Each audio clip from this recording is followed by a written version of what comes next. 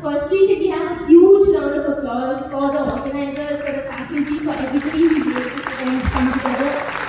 What a fabulous, fabulous event. What a fabulous opportunity for the participants. So you have to forgive me a little bit. It's been a while since I've done an offline event. My hands might tremble, I might pace up and down. But just bear with me for about 15 minutes. I know because I've timed it, it's not more than that. 7 years ago, I was sitting where you guys are sitting, and I was looking up at the guest speakers, Ajay and Rishabh, the co-founders of Moshi Moshi, today one of India's best marketing agencies. But on that day, they were there to speak to the participants and give the winners a little kit. And one thing that kit included was this band that I still have today. And this band says Entrepreneur. And I wore it that day, and I continued to wear it for many weeks that followed, like a badge of honor. Because this is what I wanted to be. Entrepreneurship was something that I fell in love with. I was infatuated by the concept of entrepreneurship. I was glued to hours of Shark Tank much before it came to India. I used to read the stories on Your Story and on Forbes, and I used to think, if they can do it, then why can't I? And so, finally, the bug of entrepreneurship had bitten me. And I'm going to tell you a little bit about how. For me, it started with a humble little cupcake. One day, late at night, I was at a friend's place, and we decided to start a business. We opened a Facebook account, started a Gmail ID, and decided we had started the business. We called a friend of friend, who then called another friend, and asked if she could borrow her DSLR. So she would come to my house and take photos of our cupcakes. I don't know how, but she agreed for 200 rupees. We put those photos on the class WhatsApp group and asked if anybody would agree to try them. To my surprise, there were about 70 people in my class, and I got orders for 90 cupcakes.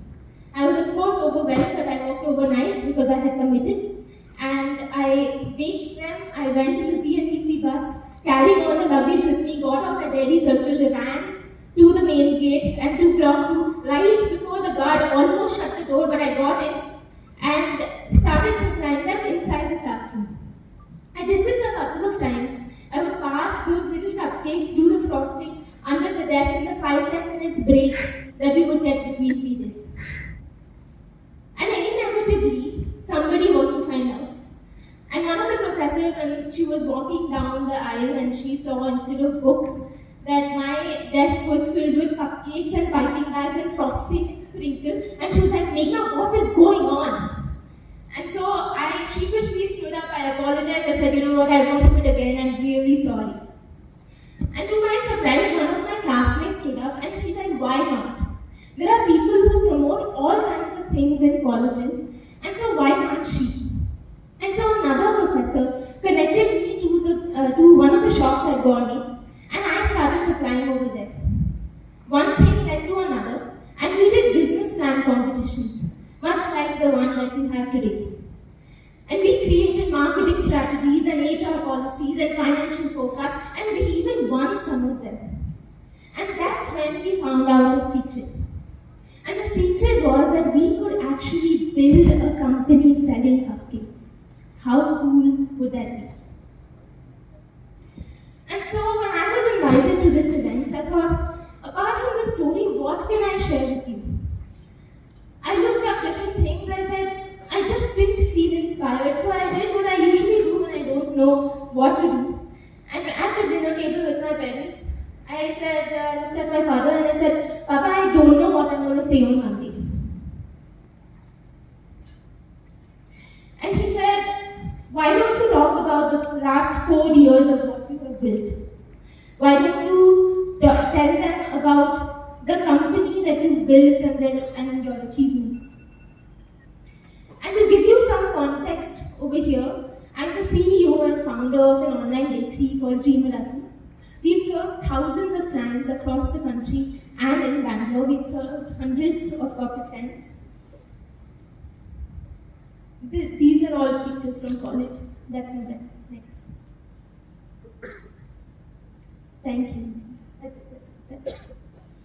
He said, why don't you tell them about the dream job that you had in your hand and the offer that you let go to build your own company? I imagine myself being at Starbucks because I was so inspired by their stories and their values. And I chased them for many months until I finally got an offer. But by that time, I didn't expect to get an offer. I had already created the logo for my brand and I said, okay, I'm going to try on my own. He said, why don't you tell them about the experience that you had at a food tech startup? Why don't you tell them that you worked at a place called Cake Wala, which is a very large-scale bakery? He said, why don't you tell them about the entrepreneurship course that you did in Ireland, Bangalore, where you were the youngest out of all the 130 women in your batch? He said, why don't you tell them that all of the publications that you used to read and admire, you actually got featured in some of them?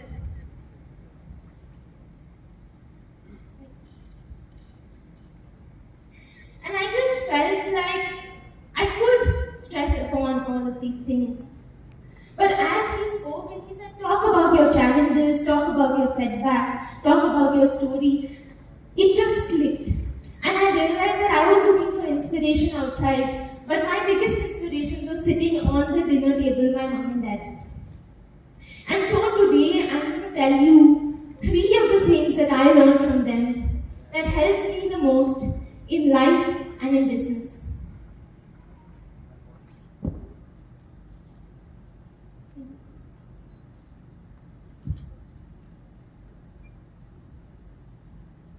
Okay, so let's start with the first story. We'll have to rewind back to 2018 when I decided to start the business full-time from home. I knew that this was not a passion project. With all due respect to home bakers, I knew that I did not want to be a home baker. So 6 months into the business, we saved enough money to move into a commercial space.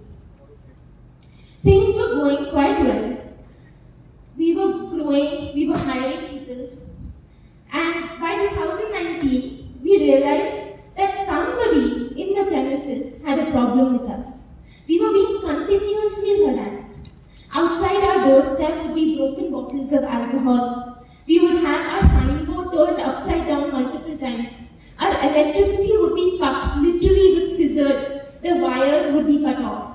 And we would have tube lights thrashed through the exhaust fan in the bathroom. And this continued for many months and we just couldn't figure out why or who was doing it. Until we insisted to the landlord that please put CCTV so we can figure out what's going on.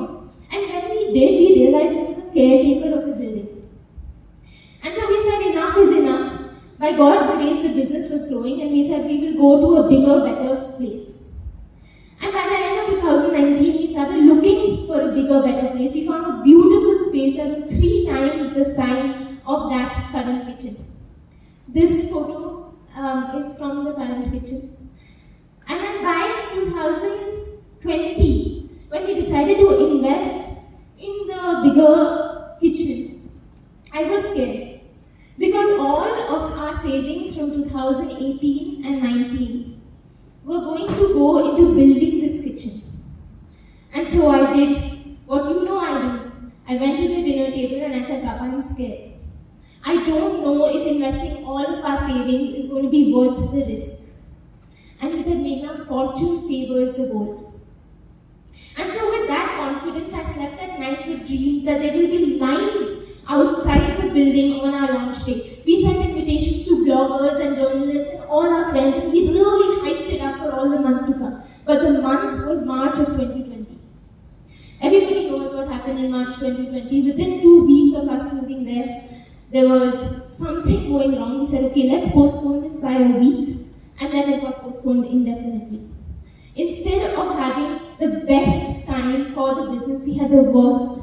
We were closed for 6 weeks, revenue was 0 and rent was triple. Of course, we didn't know what to do. The idea had been to create a cupcake experience center, a place where you could touch and feel and make your own frosting and put your own sprinkles. Kids could come and wear cute little chef's hat and aprons, and now suddenly everything was contactless. You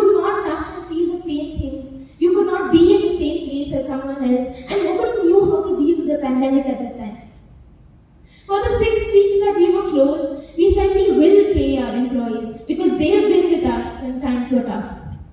So we decided to upskill them in whatever way that we could. We sent ingredients to their houses so that they could practice. I conducted theory sessions and we would have quizzes every evening with them so that they would still stay engaged with the company for 1.5 months that we had nothing to do. In our business, we can't work from home. And when we finally opened and tried to figure out the new normal, we decided to pivot our business model, not go back to the Cupcake Experience Center, but actually completely pivot and figure out a model to serve people pan-India. And we started figuring out the logistics to send corporate gift hampers pan-India. We figured out the packaging to make it more sturdy. We figured out the products to make them long shelf life. And suddenly, by the time the festive season came, we were ready to cater to a huge market that we were never ready to do before. And as we closed the books of the financial year 2021, we actually doubled in sales in the year of the pandemic from the previous year. And it turns out that fortune actually did favor the bold.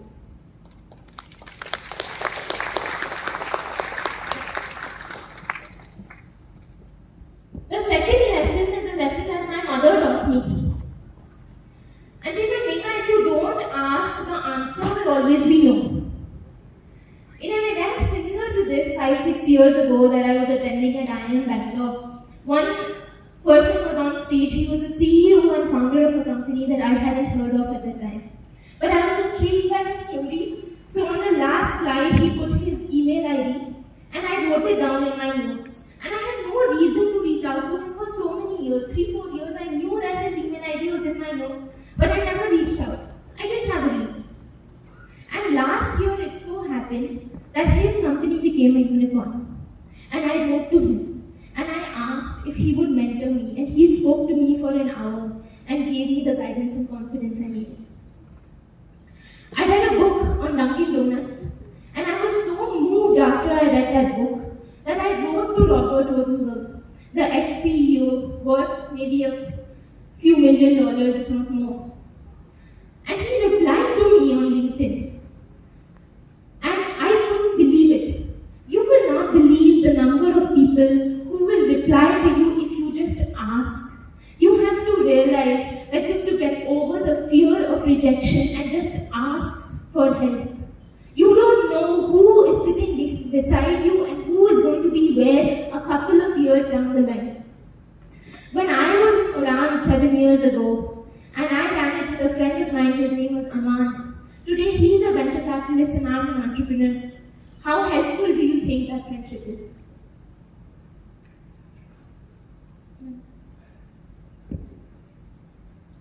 And so, brief second, we will plug our Instagram page. When I came over here and I told the team that I'm coming, the first thing the marketing team said, tell everybody to take out their phones and follow us on Instagram. And I said, Christ has signal jammers. That's not happening. But anyway, take note, reach out if you want to, because you never know when it will help.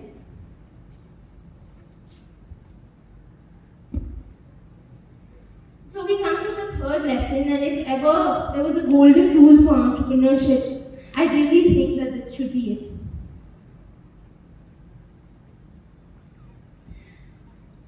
When we had a big order, and I knew that we did not have the capability of fulfilling that order, I didn't know what to do. And again, you know what I do when I don't know what to do. I went to the dinner table and I said, Papa, I don't know whether to take this order because I don't know how we will fulfill it. We don't have the resources or the manpower or the infrastructure to fulfill an order of this size. And he said, that's a good problem to have. We will figure it out. But don't you dare say no to the client. You have worked so hard to get this kind of demand. And so we will figure it out. That is the most important thing in entrepreneurship. Because ambiguity and uncertainty is going to slap you in the face every single day when you come to office and you don't know what problem is going to hit you that day. A couple of weeks ago, we did Upgrad's 7th birthday cake, and we had 74 kgs of cake to deliver on that day. For the first time in 2 years, in the building where our kitchen is, the lift did not work. We're on the 3rd floor, and we had to carry these cakes down from the 3rd floor, balance them in our hands so that they would be straight between our elbows and our palms, up and down, and load them into trucks. And that was not a problem that I expected. But we did it. And by the end of it, our hands were trembling and our knees were wobbling, and we physically collapsed. But we did it because that's what we signed up for, that's what we had to do, that's what entrepreneurship is.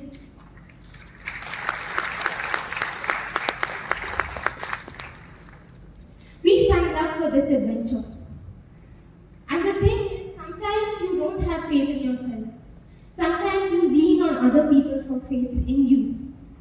And you have to realize that whether it is your friends, in my case it was my parents, it might be your siblings or your teachers or your aunts or uncles or your professors, but you have to understand that nobody is self-made. It's okay to seek help and acknowledge that we are all standing on the shoulders of giants. And generations of those giants have crawled and walked and climbed so that we could be where we are and not just take one step ahead, but take a leap of faith ahead. Now is the best time to be an entrepreneur. And I'm not just saying that. In 2021, there was more money in the market than ever before. There were more unicorns in 2021 than a decade before that. In 1 year versus 10 years, there has never been a better time to be an entrepreneur. So what is stopping you? What is stopping you from chasing those dreams, from building an empire, and from leaving a legacy? What is stopping you? And I will leave you with one last thought, perhaps the most important of everything that I said today.